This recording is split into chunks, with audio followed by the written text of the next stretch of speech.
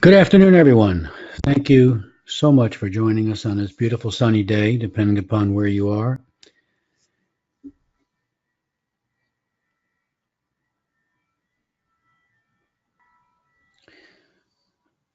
Again, welcome. My name is Michael Price. I'll be your presenter for this very short webinar of about 30 minutes. Let's get a couple things squared away. First of all, number one, in your control panel under View, make sure that the check mark is next to the handout so you can get today's slides at any time during the presentation. Number two, the webinar will be recorded and edited and available on our website.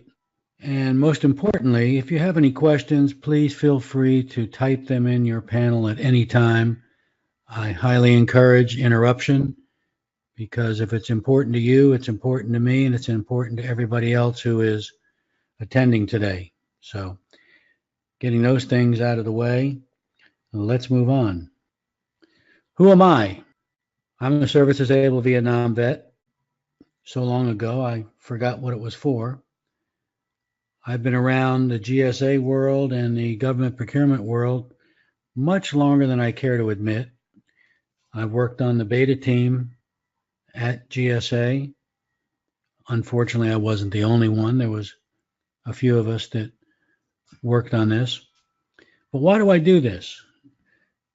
Rather than saying because I want to get back to the community, which is what I've said for years, I like to tell you my story and be very brief. I used to sell to the government. I remember back in the 70s when the company I was working for, I was selling nuts and bolts, believe it or not. And we got our first GSA contract and my sales went through the roof. Before that, we were bidding and trying to do whatever business we could do in the open market, and it was working, but it wasn't until we got our first GSA contract that things went crazy. I leveraged that into other companies that I was director of federal marketing. I also worked with two other companies where I helped them get government contracts, and then realized my livelihood depends on whether that company wanted to keep me around or not. So I decided in '86 to create this company. And that was over 32 years ago. So that's my story. Maybe not that compelling, but it's the truth and I'm sticking with it. So basically, experience matters. 32 years plus of doing what I'm doing, and I enjoy it. We used to do webinars once a month and then once every couple of weeks, and I decided let's do them shorter. Let's put them out every week. So if you have any ideas on what you'd like to see for an upcoming webinar, write it in the comments. I'd be more than happy to try to get them in our schedule. Today's agenda, kind of specialized, unfortunately, even though most of you are probably holders of some sort of a contract, whether it be GSA, VA, SOUP, OASIS, any number of different contract vehicles, and I love the acronyms. I wish I could remember what they all stood for. Order level materials increase the flexibility of predominantly GSA contracts. Now we have a very limited number of people here today, and I'm going to guess, assume, or postulate that those of you who are here probably have a contract. Probably a GSA contract, maybe VA, maybe any number of other contract vehicles. So order level materials has been renamed from previous, we called it open market items, which were allowed to be added to a contract order. That got abused quite a bit. Then they started setting limits. Then they started changing things. So now it's actually come out as order level materials. The key is to be able to reduce the administrative costs that a buyer has to go through in order to buy stuff, whether it be services, products, combination of either. It increases competition, which I haven't figured out how, but it does result in a cost savings. Eliminates a need for GFE, which very few people understand what government furnished equipment is. It confused me many, many years ago when I was working with a database company, and all of a sudden I got a purchase order from, I can't remember who, we'll call it XYZ company, and it had a big rubber stamp in red on the face of it that said, "This is GFE."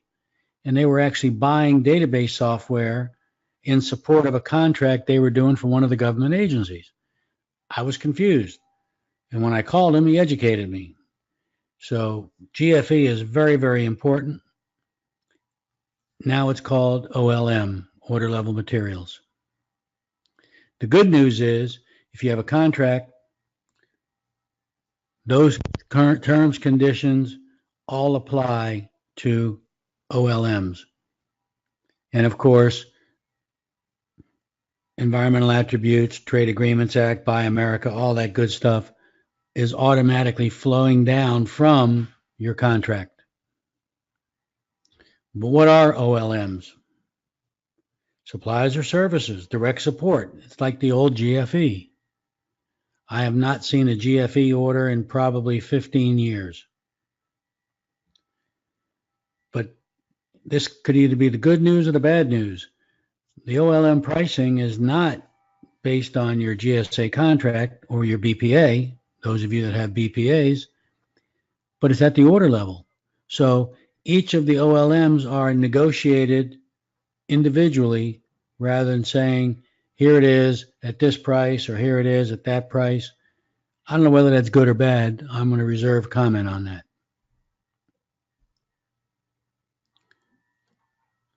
We all know by now, because it was in the agenda, that it simplifies the process for the government. And I believe that the one that gets used the most is probably under blanket purchase agreements, which, if I remember correctly, was last week's webinar, which you can view on our website or on YouTube, your choice. What are the benefits? Flexibility, administrative costs. Those of you that are part of an IDIQ, you've probably seen these before, may or may not have understood what they are. But the important thing is they're negotiated at the time they're bought. Let me take a break here for a moment. We don't have a lot of slides today. I'm banking on questions, answers. There are numerous resources if you really want to get into the federal acquisition regulation on OLMs and some of the other BPA items. So I'll leave that to you for your research. I want to give you a good overview, enough to generate questions as far as how do you use them, how are they implemented. The important thing is, and if you notice the date, January 24th of this year, the final FAR rule was amended. So that is now the law of the land for order level materials and pretty much eliminates all of the other open market purchases as part of a GSA contract order, a VA contract order, or BPA. It's all handled under strict FAR 8.403 Baker. Who gives the authority? Well, GSA obviously steps in and says, because they are the government landlord, they've established special ordering procedures. And I've noticed one thing about how GSA does their, what they call their GSAR, GSA acquisition regulation. They put 5 in front of the actual FAR clause. So the FAR clause is 52.538-82. GSA puts a 5 in front of it, reprints it, and calls it their own and makes any modifications they want to make. and there is a special item number for order level materials. Any questions so far?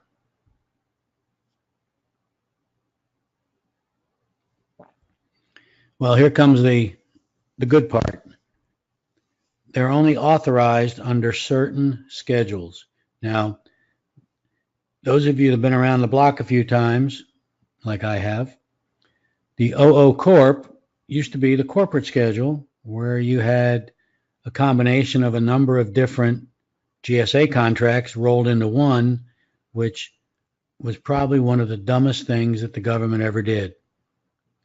It wreaked so much havoc for one of my clients. We finally pulled out of all of them and went individual. Now it's called the professional services schedule, which is still redundancy and duplication of other contracts.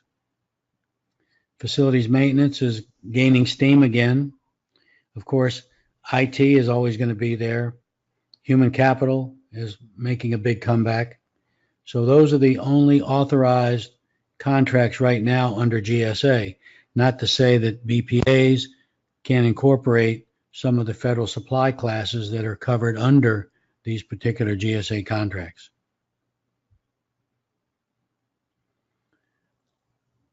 What are order types? Well, you have firm fixed price, time and materials, labor hour.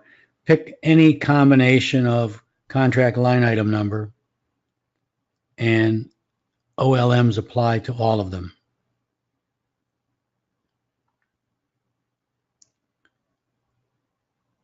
I didn't realize before that you can actually add service as an OLM, even though it says material, task orders, virtually any order type. We got our first question. Let me read this very quickly. Get the same question pretty much. In fact, I can guarantee I'm going to get the same 3 questions today that I get every single week. I should probably just post them so that everybody sees what the answers are. How long does it take to get a VA contract? That is probably the best and worst question. Well, the best question, the worst answer I'm going to give you is it took almost 2 years for one of my clients to get their contract under the VA, not counting the time that they lost the proposals. So typically it should take 6 months on a VA contract. GSA contract could be anywhere from 4 days. I believe I hold the record for that. Many years ago, 4 days, we had a complete GSA contract for a client. And the worst one was a guy that took 4 years for us to get his contract done, not because of our fault, not because, believe it or not, it hurts me to say this, because of the government's fault. He got busy. He had a time to be able to spend the time to put the application together with me, get everything done. About halfway through compiling all the documents, he started getting busy. 1 year went by, 2 years went by. In the 4th year, almost to the day, we finally got his award. Now, I never hear from him. He's too busy. So, and the next question is,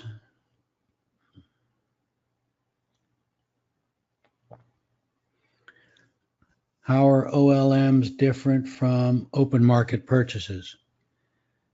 The difference between the two, I probably should have done a slide on that, and I apologize. The difference between the two is open market purchase does not require a contract. It's an open negotiation on what's called a micro purchase threshold. The micro purchase meaning $3,500 without a contract, $25,000 on a small purchase with competition, whether it be request for quote, request for pricing, or anything like that. As far as the OLMs are concerned, we now have guidelines and regulations that allow the government to purchase the open market items as part of an order, whether it be a blanket purchase order, whatever particular contract you're working on, which pretty much, the question is not asked, is pretty much eliminates the government furnished equipment, which was an entirely separate order issued by the prime contractor to you as the sub or contract holder to help satisfy the piece of the puzzle they were working on with the government. Hopefully that answers your question, Steve. Any other questions? Now I have a question for you. How many of you have some sort of a government contract now? I realize we're all registered in SAM. That's why we're here. It's how we got here. But how many of you actually have a contract? I've got a Cheryl header. Oh, Cheryl raised her hand. I almost missed that, Cheryl. Thank you. Do you have GSA, VA? What do you have? GSA, excellent. And hopefully it's doing well for you. You've got through your, I call it the probationary period, where you've done your 25,000 in the first 2 years, and you're probably off and running. I just finished a conversation with a gentleman who does promotional products. He was on one of our previous webinars, and I showed him some numbers on, baseball caps, t-shirts, pens, mugs, things like that. We looked, and I had never really looked into it before. Looked at the first one I looked at, $235,000 he did in promotional products. Now, those of you familiar with that know that the stuff's not expensive. It's relatively cheap. Magnets, 50 cents, 60 cents. I mean, how many of those can you buy to get $250,000? And that was on fiscal year 2015. We looked at another one, who shall remain nameless, $2.8 million in 2015. You know that had to go up. Even if it went down, how much further down could it go? It could probably go through the roof going up. So congratulations, Cheryl, on your successful contract. The reason I asked that question is because I always like to do something a little special for my guests. Call me the ultimate host, I don't know. I always want to try to do something to help folks, because I've been extremely fortunate over my 32 plus years doing what I'm doing. So I didn't get a break in the beginning. I had to scrape and scrounge and fight for everything in the government world, whether I was selling to it or helping folks like yourself do it. So I have a special offer for you. Cheryl, this probably wouldn't apply to you except for the second bullet, if that's something you believe might be worthwhile to help you folks out. Typically for years, we've always had not the highest fees, not the lowest, but usually middle of the road in the 55 to 60% range, if you will, if you're going from 0 to 100. But I decided to try an experiment, and it's been working out fantastic. In fact, and not too much time from here, we're going to probably discontinue the special. So this slide will be in your slides that you can download. Those of you that, for whatever reason, can't download because of firewall or whatever it happens to be, shoot us an email. I'll be happy to make it available to you. Another thing that I do, and please understand, I'm not trying to dismiss the special offer for you. It's there. If it interests you, fantastic. If not, we just move on. Here's some helpful links. Now, every one of these links you can find on our website, but I give them to you. They will be live in your slides. If you qualify for a GSA VA contract, we know one person here in the audience does, and hopefully, Cheryl, OLMs will help you increase your revenue a little bit further. Even if it's $1, it's a positive movement. If you do need help getting it done, we're here to help. You just saw the promotional. Why does experience matter? Read a little bit further about my story. I'm always available to answer anybody's question. Just pick up the phone or shoot an email. The upcoming webinar schedule, I have not updated. That's my fault. I'm guilty. But you can always look at our videos to see what we've done previously, including today's, which should be within 2 or 3 hours, should be edited and posted. So that's pretty much all that I have for right now. I told you it would be short. I try to keep them under 30 minutes. Try to be respectful of your time, because I know we all are hammering away trying to help people make a living, better quality of life for our families. Here's our contact info. I'm available anytime, day or night. Well, aside from the thank yous, you're very welcome. I enjoy it. Again, I try to keep it as short and sweet as possible. And if you need additional research information, my good friend Google can help you out. And if you still can't find it, shoot me an email and I'll be more than happy to get you directed where you need to be. So if there's no further questions, thank you all for joining us. And we look forward to seeing you in one of our upcoming webinars.